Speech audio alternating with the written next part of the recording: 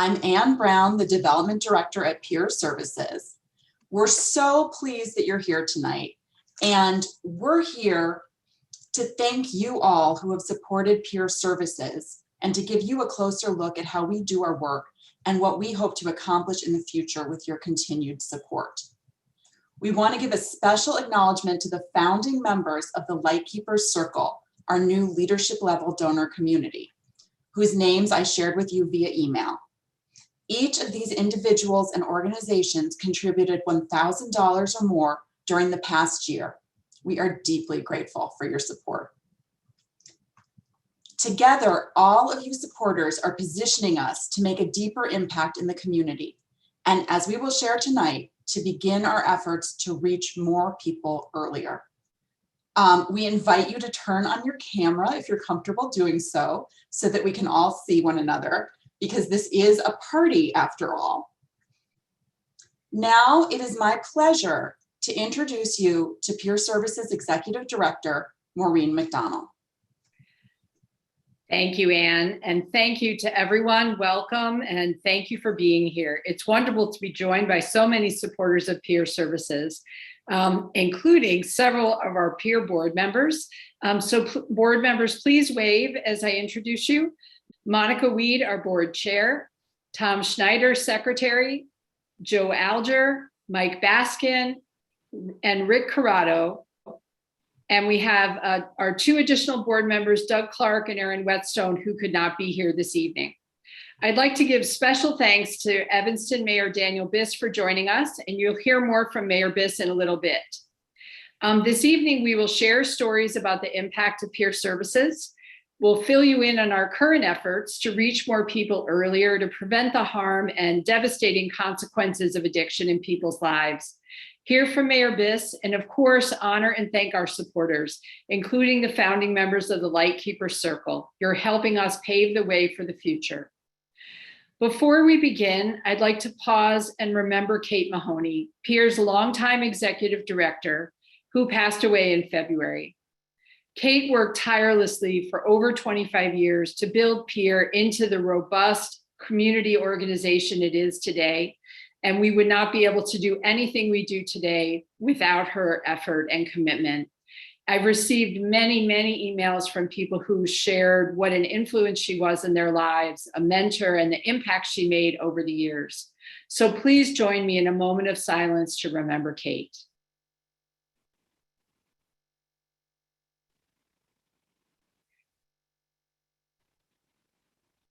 Thank you. We will now turn to personal stories from two board members, Mike Baskin and Tom Schneider. Please join me in welcoming Mike. Hi, and thank you so much for being here.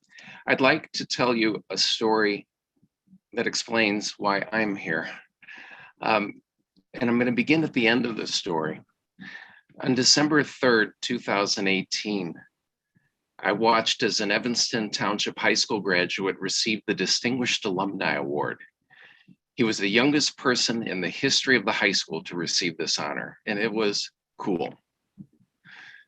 3 years earlier, the same young man had completed his service in a special forces unit of the Israeli army. The mission of this unit was a secret undertaking called Operation Good Neighbor. They smuggled 2,400 Syrian civilians into Israel for medical treatment over a 2-year period, as their country had been devastated by a civil war. 9 years before participating in these missions in Syria, this same person, the same young man, was 17 years old, and he was under arrest. He had been pulled over in a car with 2 other boys, and they had all been drinking. He had a marijuana pipe in his backpack, and he was charged with possession of drug paraphernalia, which was a felony at that time. He was very frightened. On the way home from the police station, he was crying in the back seat of his parents' car. "This is not who I am," is all he could say. He went to Peer Services. He met a counselor, and the counselor told him that he would take weekly drug tests. He participated in individual and family sessions where he was told over and over again, "You are a young person and you will someday be an adult." He began to recognize something, that he was a limit pusher and that he had pushed too far.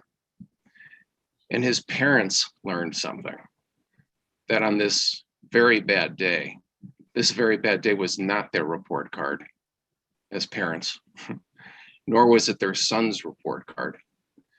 It was a low moment where he and his parents needed support and help, which all of us sometimes need, and all of us sometimes are asked to give.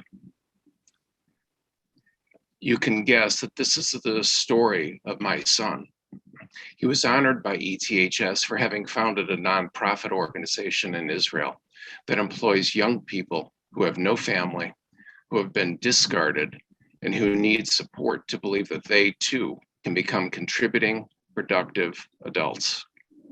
Over 150 Jews and Muslim citizens of Israel have graduated from this program and have begun productive lives. Peer sees people in a low point, but Peer can see who they really are, free from the confusion and havoc of substance use. My experience with Peer Services moved me to become a supporter, a board member, and a donor to Peer Services. I want to be sure that these support services continue to be available to teens and families like my son and like me. Thank you for listening to this story. I would like to introduce you now to my fellow board member, Tom Schneider. Tom. Thank you, Mike, and hello, everyone.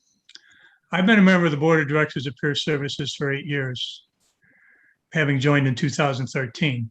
But my connection to Peer Services goes back much farther than that, approximately 30 years. I was working at the time as a probation officer at Cook County Juvenile Court. The territory I was covered was the far northeast side of Chicago, Uptown, Edgewater, and Rogers Park. The population with whom I was working included a lot of kids, mostly African American and Hispanic, who presented with multiple problems, including substance abuse. They also came from families that presented with multiple problems. One morning, quite serendipitously, I was talking to the mother of a young man, and she asked me if I'd give her a ride to her methadone program. When I agreed, I'd give her a ride to Peer Services, and I dropped her off. And I must admit, the first thing I noticed was that Peer Services was located in a gang-neutral area to which the kids on my caseload could travel safely. My colleagues and I have been looking for just such an agency, so I went in and asked if they had an adolescent program. They said they did. I decided to give them a try. The first kid I referred to Peer Services was very challenging. He was gang involved, angry most of the time, and usually exhibited behavior that did not endear him to adult authority figures. He was court-ordered into treatment and was decidedly resistant to the idea that this was something that he needed. I drove him to Peer Services on the day of his appointment and lectured him explicitly on the need for him to be cooperative and forthcoming in his interview. I think I worded that a little differently, but that was the gist of it. When I left him with the therapist, and when I returned to pick him up, I went into the therapist's office and asked her how he had done. What I expected to hear was that he'd been obnoxious and uncooperative, and that they weren't going to be able to work with him until he demonstrated an amenability to treatment. I heard this a lot. Instead, the therapist told me that she'd worked through his resistance to a certain extent, and she thought he was a good fit for the program. The next thing she told me really took me aback when she said that what she thought he really needed was a hug. Now, I knew what she meant by that, but it took me aback in any event because a lot of adults had told me what they thought this kid needed. And their suggestions stood in stark contrast to her. What this told me was that this therapist understood that despite their rough demeanor and their tough guy act, these kids have experienced a lot of trauma They're very vulnerable and emotionally insecure. In fact, the tough guy act is a strategy to keep you at arm's length, to mask those vulnerable feelings. And it takes a very competent, talented, and patient clinician to work through this type of, and to work successfully with this type of individual. This initial experience indicated to me that peer services had staff who understood this. So for a number of years, I sent a lot of these difficult kids with whom I was working to peer services for treatment. Unfailingly, they received the same kind of effective treatment that I observed during my first encounter. I was always impressed with the skill, competence, and commitment of the staff and their willingness to go above and beyond. An example of the latter is the therapist who once spent 5 hours in an emergency room with me, sitting with a young lady who was on both our caseloads, who was in the midst of a suicidal crisis. Although the kids I sent to peer services were all court-ordered, I rarely had to argue with them about going. I believe this was because they understood that the therapist with whom they worked cared about them. Again, if you don't demonstrate to this type of kid that you care, you're not going to get anywhere with them.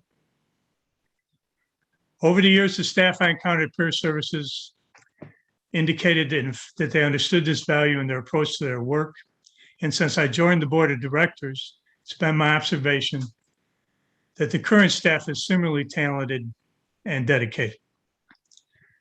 The work being done here is just as vital as it was on the first day I walked through the door. Thank you very much for your support. And now I will hand it off to our Executive Director, Maureen McDonald. Thank you, Tom and Mike, for sharing these powerful stories with us. That what you shared are really important examples of the work we've done every year over the past 45 years, and we keep doing it today. These stories are also examples of the way a lot of clients come to peer. They're arrested and required to attend treatment. By the time our clients reach us, about half are involved with the criminal justice system formally, and many are experiencing the other devastating impacts of addiction, including impacts on their health, their financial stability, and their families, and for teenagers, their educational future as well. COVID-19 has laid bare so many inequities in our communities and just amplified the challenges our clients already face. This has prompted us to take a hard look at how we operate, who we serve, and when. We provide evidence-based prevention, early intervention, and treatment services at peer. Research shows this combination works and timing really matters.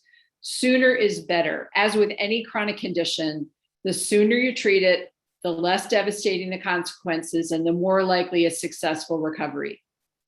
By reaching more people earlier with our services, we can help reduce the incidence of addiction and the host of tragic life-changing consequences, including lifelong involvement with the criminal justice system, which we know are disproportionately frequent and severe for people of color in our communities.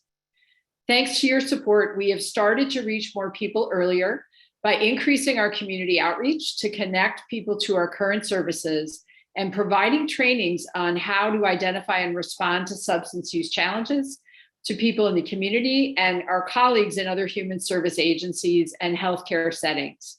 With additional support, we will further expand our outreach and partner with people of color in the communities we serve to design new and culturally responsive prevention, early intervention, and treatment programming. We know what to do, and with the help of you, our supporters, we can do it. I'd now like to introduce Olivia and Christine, who will provide a window into what our prevention, early intervention, and treatment looks like today, and how we're reshaping our approach to reach more people sooner. Olivia? Thanks, Maureen. Hi, everyone. How's everyone doing? Good? Bad? Hopefully good. Hopefully good. Like Maureen said, my name is Olivia Livingston. I am the prevention program coordinator, and I just want to speak to prevention and what that looks like today. So starting, back in the day, in the 80s and the 90s, and some of you are probably looking at me like, what? Back in the day? But yeah, back in the day, prevention was this, just say no. That DARE program mindset, drugs are bad. Just don't do drugs and that's it. And, they would just drop the mic and walk away and they'd done their job, But prevention today, is evidence-based, and the data shows that, us grown folks, parents, adults, individuals that are working with youth, we have the biggest impact on the decisions that young people make in making healthy lifestyle choices. And how we do that, is by establishing that trust. But ultimately, at the core of it is having that conversation. And, this is not one of those, all right, let's get over here. We're going to have a sit down 60-minute right now at the table type of conversation. Okay. Effective prevention is that 61-minute conversation that you have. Okay. The conversation that you have when you walk past, the liquor aisle in the grocery store and you throw out what is known as like a wonder statement. And you say, I wonder what your friends think about binge drinking. And you just kind of leave it there and just leave it open in the air. And, this opens the door for conversation in everyday life with no pressure, and you may not even get a response, and that's all right. The point of making that sort of statement is to let the teen know that you care what they and their friends think about that topic and that you care about them. Okay, so this reinforces, your connection and sparks further thinking, okay, that will support that teen's understanding of substance use and the impact that it'll have on their life. And here at Peer, we provide prevention programming to over 10,000 middle school and high school students annually. And, in this work, we share that evidence-based messaging information and about substance use and, its impact on their developing brains. And, we highlight those coping skills. The work, is important, and, we are reaching many, but it is not the same as having those casual one-on-one conversations, okay, that make the greatest impact on those teens. And we do that by equipping the teachers, the coaches, those extracurricular sponsors and parents with that information and that language to have that ongoing conversation with youth. But, for many teens, school is not a safe place where they feel that they can talk casually with a trusted adult. So to truly connect with more youth and people, we are building those relationships with those community partners and youth serving organizations where we can support youth and youth workers to have these conversations. And, we can drop in also, at Peer and talk and kind of facilitate those same conversations. We also hope to spend more time in the community in spaces that I like to call like the comfort bubble, where teens hang out. It's like the cool spot, and this approach, it takes time. It's not going to happen overnight, because, teens, come on. But, connecting with teens and, it is really hard, but when we look at, this year, I specific to a story that I have in interactions with youth, I actually taught a life skills class to students at Evanston Township High School. And these students specifically, haven't been the most successful in their school journey. And near the end of the class, I like to kind of open it up, what did you take away? What are your thoughts? And I had one student that said, Miss Livingston, I found that this was my favorite class. You made me feel, and she said this, she said, you made me feel that I was included in the conversation.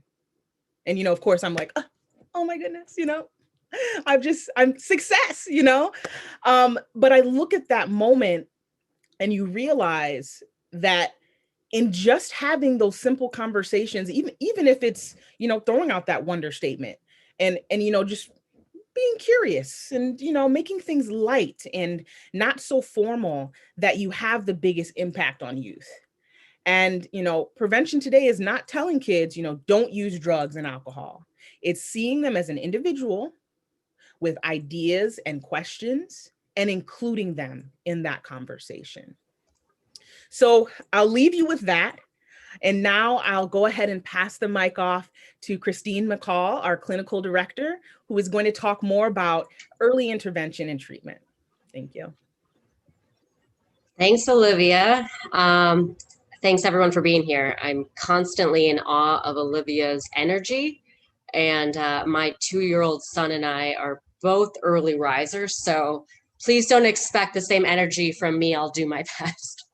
As Olivia mentioned, my name's Christine. I'm the clinical director at Peer. I started my career as a staff therapist with Peer in 2013. And at that time, I chose to come to Peer because of how they see people, not just the addiction. It's a really hard job, and some days are much harder than others, but I choose to stay at Peer because I'm honored to be part of an organization that helps all, period. We do not discriminate based on whether you have private insurance, Medicaid, or no insurance. We just tell you to come in. And I can tell you right now, in this past year and a half, the need is so high, and there are so very few places that are actually telling anyone to come in. And actually, we don't even care what insurance you have. Imagine that. Peer really embodies person-centered treatment, and we meet clients where they're at. Addiction treatment has changed. We don't kick people out if they relapse. We understand and we believe that treatment is about building relationships and keeping doors open. We have clients that aren't ready now, but they can come back 2, 3, 4, 6 times or more whenever they're ready. We know that the rates of addiction and long-term consequences of use are far greater the earlier that you use.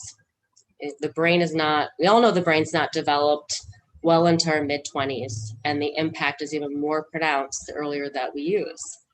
Some studies have even found that 70% of individuals who try an illicit substance before age 13 are within the next 7 are even greater to develop addiction within the 7 years, compared to only 27% of those who don't try an illicit substance until after age 17. And so we use data and science like this in our work with teens to help them make healthy choices for themselves. We actually know that teens care about the brain, they care about themselves, and they want to be able to be given the choice and be treated like people. And that actually works. I'd like to further share how Peer helps with teens throughout the span of life through a story. And I know you've heard a lot of stories today, but just keep open for one more. Like many other chronic conditions and diseases, we know that addiction is a lifelong battle, which means recovery has to match that. It's not going to necessarily happen the first time, although I always wish it does for people. I'm going to share a client story of a returning client, of which, of course, I've altered name and details to protect her anonymity. So the client Joy came to Peer when she was 14. She was at that time experimenting with cannabis and Xanax and got in some trouble at school. So her parents brought her in because they were very worried, and her teachers are worried. So after the assessment, Peer engaged with Joy in treatment to understand how her experimentation was serving her, and how she can get her needs met in healthier ways. So Peer worked with Joy's parents both to normalize the experimentation can be a typical teen response, and offer education how they can best support Joy and themselves throughout the process. So much of what we do with parents is really provide that early education about, hey, this is what treatment's going to look like. It's not a magic pill. It takes time and dedication from the whole family. After we have that conversation, it tends to put parents more at ease and more able to trust us that we're able to treat the people that they love the most. After a few months, Joy got better and was able to focus on school and sports. She got through high school, college, started a career in finance, was doing good. And then the pandemic hit. And like so many other people throughout this past year, Joy had a relapse with her depression and anxiety, and she started self-medicating to feel better. Only this time she was self-medicating with heroin. And luckily, Joy already had the education and knew that the signs that this was getting out of control. So she'd only been using opiates for about 11 months. So she knew to get back into treatment right away. Peer was the first place she called. And at the time, I took her call, and we had a wait list, and she asked me, I said, we have a wait list, it's about a couple weeks. And she said, I would do anything if there's a cancellation. And at the time, I wasn't taking any clients, but I said, you know what, come in tomorrow at 9, we'll see what we can do. Because I know that this is life or death, and when people are ready for that moment, you have to match them. So she came in, we assessed her, we coordinated care with outside health agencies to get her medication to support her opiate addiction, and she's back in counseling. And she's still in counseling today. It's going to take time, you know, there's a process through this, but we've engaged both Joy and her family again in treatment, and we're going to continue that journey together. And I share this because this is what treatment and recovery looks like. It's not about 5 sessions and then you are abstinent for life. It's about keeping on coming back. And so we want to make sure that we're always able to keep our doors open, so that people can come into recovery at any point and many points throughout their life. You know, because we reached Joy early when she was a teen, she recognized when things were getting out of control, and she was able to get the help she needed as an adult. And by connecting with more partners in the community, we hope to reach teens like Joy and adults who are experimenting challenges with alcohol or drugs before they get into more serious trouble. Thank you. Thank you, Christine and Olivia. Thank you, Mike and Tom, for sharing these incredible, powerful stories of the work that we do and the work that we've done. And particularly for Olivia and Christine, who have led their teams through the most unbelievable 15 months any of us could have endured, that we all endured together. But we're still here and we're still taking care of people. And every day I'm grateful for that. 3 things to remember about our work. Prevention is a conversation. Recovery is a process.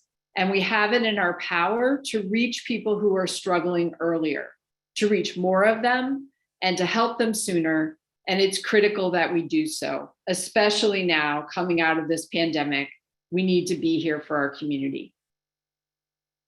Now I would like to introduce Mayor Daniel Biss.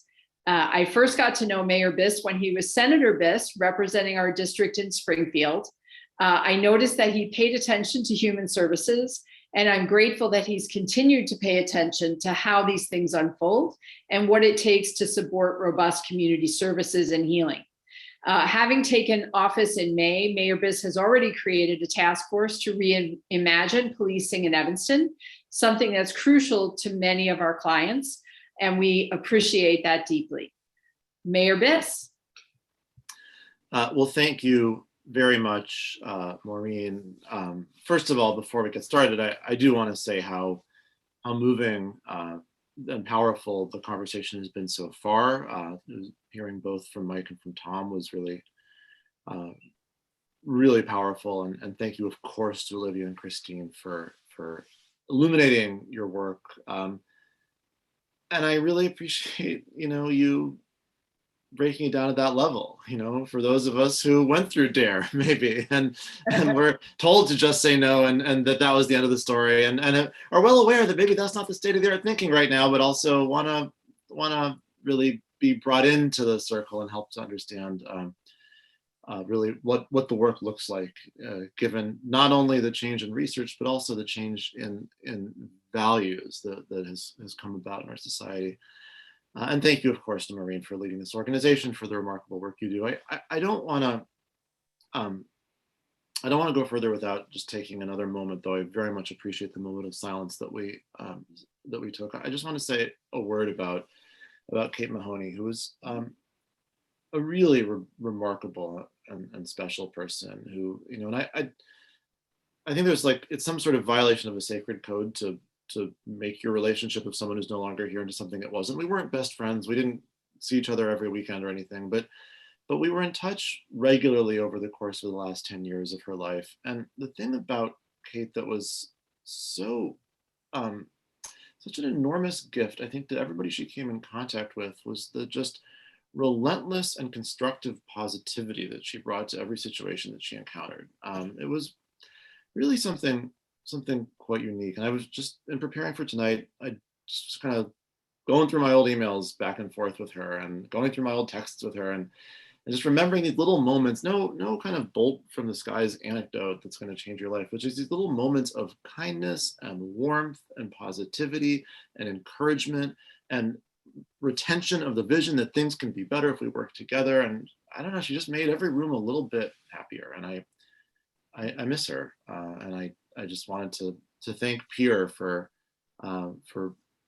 carrying that memory and that tradition forward. It means a lot to our community. So thank you for indulging me, but I felt compelled to say something about Kate this evening.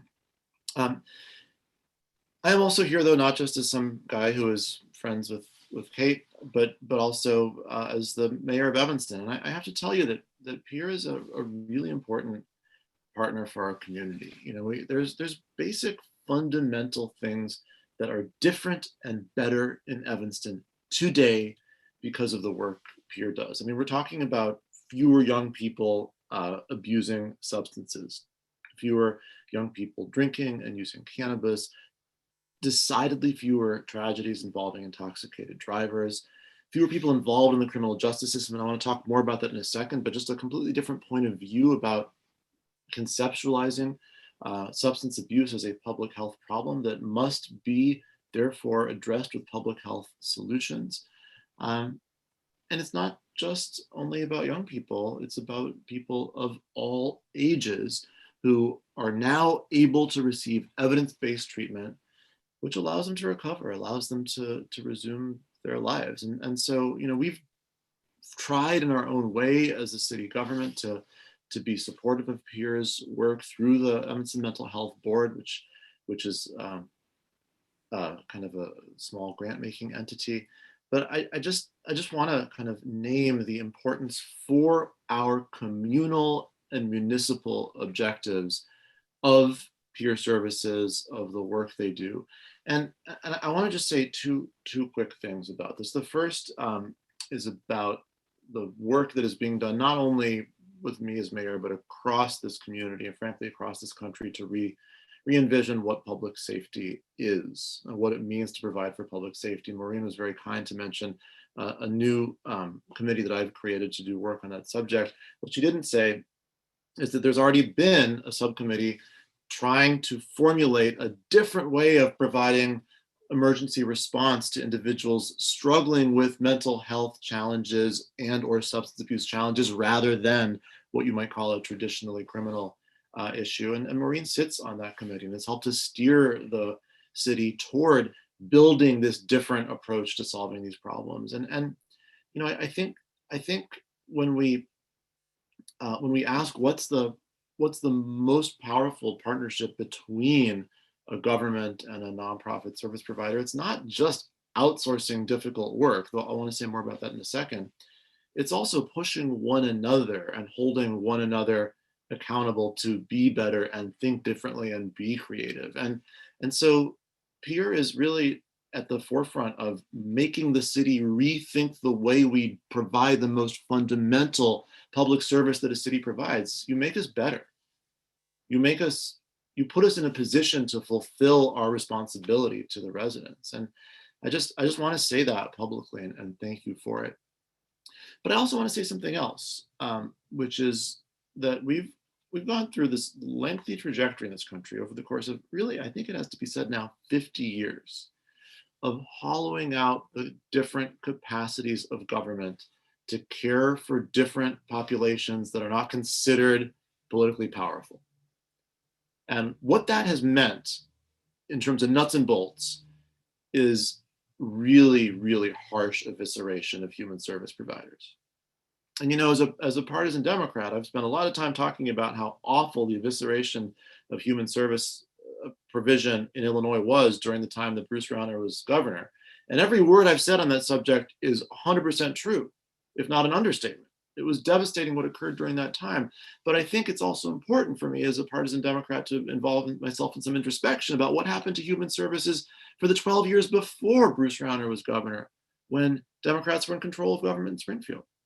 And we've seen just this kind of chipping away at the ability of government to provide for services. And into that breach have stepped nonprofit partners.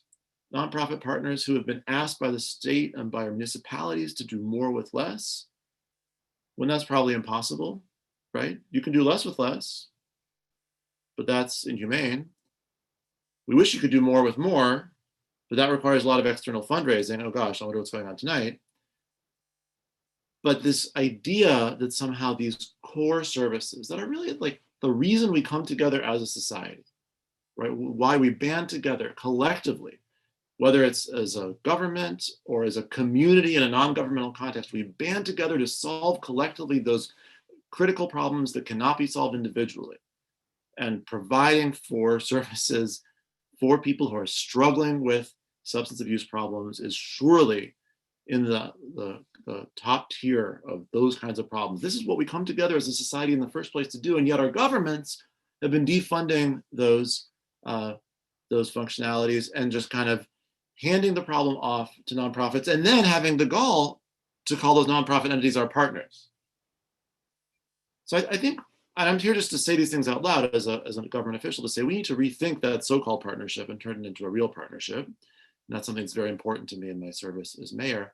But I also think we need to, in the meantime, while we're reshaping that relationship, we need to thank Peer for the work they do and support Peer in their effort to do that work, because again, these are core services that change lives that simply would not be delivered if not for this organization. And so I'm thrilled to support you in any way I can. And I just want to thank all of the people on this call, whether you are Peer staff or board members or supporters or friends or just listening in.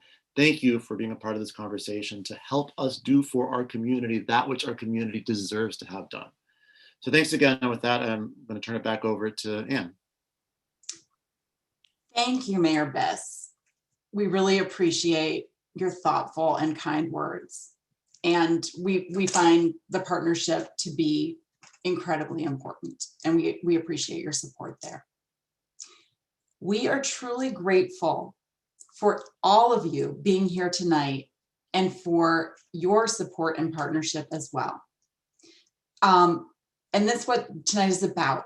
We want to express our gratitude to you, our supporters, who make our work possible.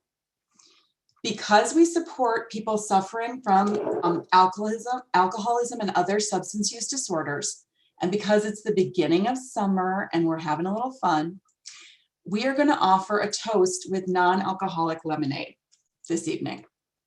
So please join me in raising a glass to all of you, our supporters, who have helped us stay open and safe throughout COVID-19. We absolutely could not have done it without you. Cheers.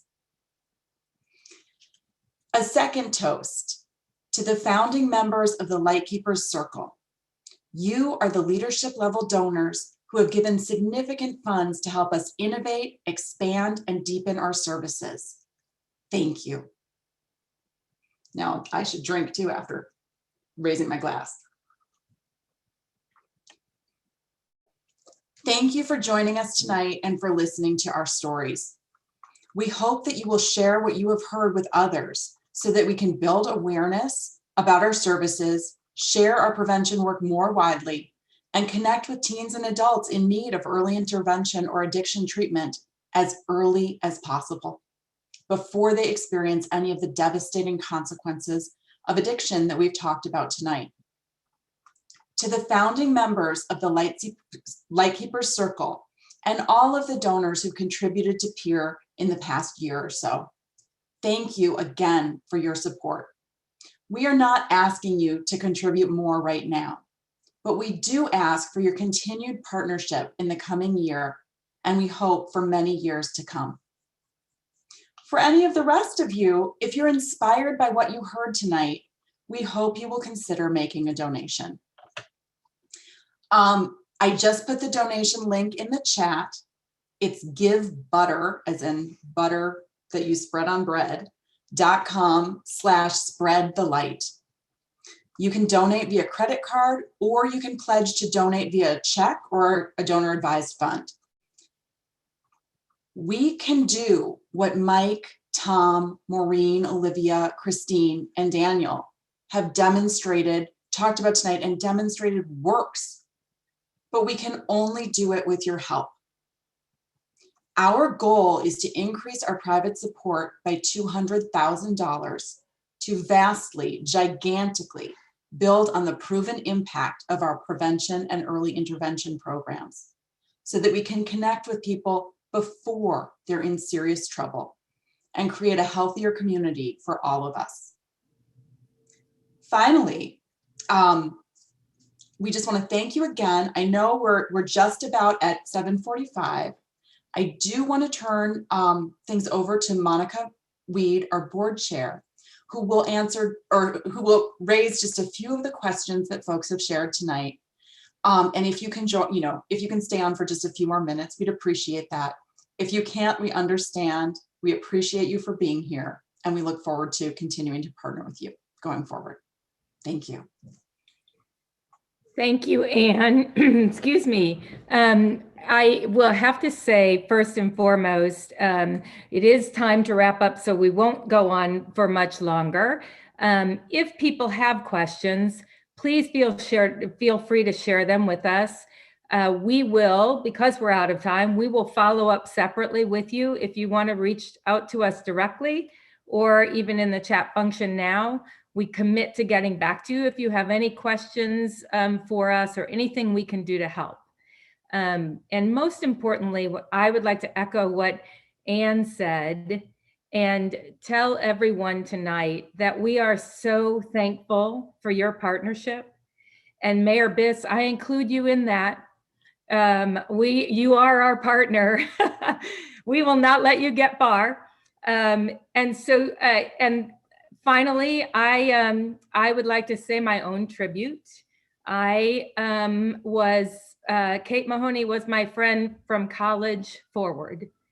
And I have been on the board of Peer Services for over 35 years,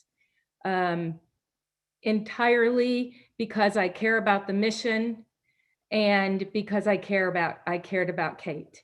So it is, as many of you know, Kate's loss was everyone's loss. We miss her, and we continue to carry on our work in her name. So thank you again. And Anne, I'll turn it back to you to close things out. Thanks so much. Please feel free to reach out to us directly. I think you all should have my email address at the very least. If you have additional questions, if you want to know more about Peer, we really just appreciate your partnership and look forward to continuing to work with you and to sharing back with you the work that you're making possible. So thank you and have a great evening. Take care.